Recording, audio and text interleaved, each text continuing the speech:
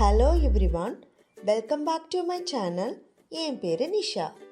இன்றைக்கி எனக்கு ரொம்ப பிடிச்ச கனவை மீன் தான் வாங்கியிருக்கோம்.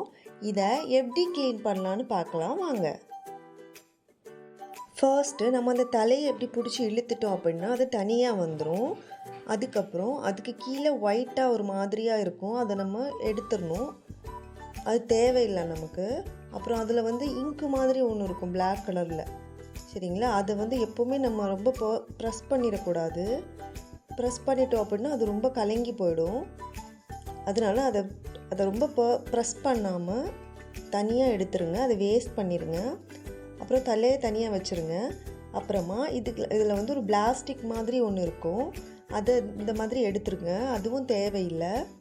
அப்புறமா அதுக்கு மேலே இருக்கிற தோலை இந்த மாதிரி உரிச்சு எடுத்துருங்க. இது க்ளீன் பண்ணுறது ரொம்ப ஈஸி தான். இதில் பிங்க் கலரில் இருக்கிற எல்லா தோலையுமே நம்ம பீல் பண்ணி எடுத்துக்கணும். நல்லா க்ளீன் பண்ணிக்கோங்க. சைடில் 2 ரெக்கை மாதிரி இருக்கும், அதுலேயும் பிங்க் கலரில் தோல் இருக்கும், அதையும் நீட்டாக க்ளீன் பண்ணிக்கோங்க.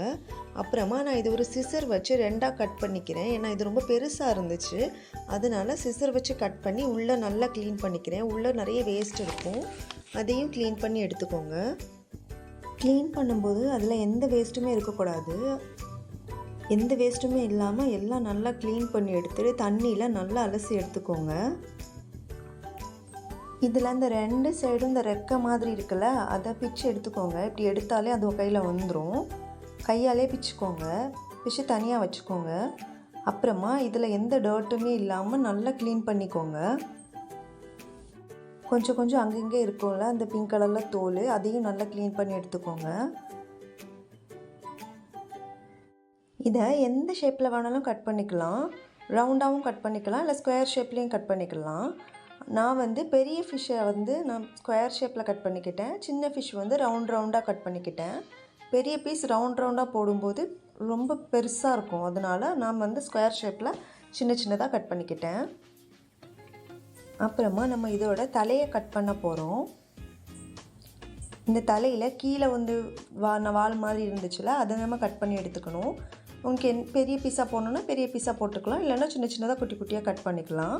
அப்புறமா இந்த தலையில் 2 வால் மாதிரி நீளமாக இருக்கும், அதை நம்ம குட்டி குட்டியாக கட் பண்ணிக்கணும்.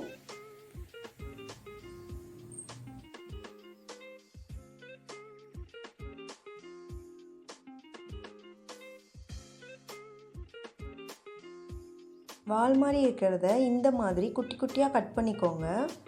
தலை பக்கத்துலேயும் சின்ன வால் மாதிரி இருக்கும்ல, அதையும் குட்டியாக கட் பண்ணிக்கோங்க.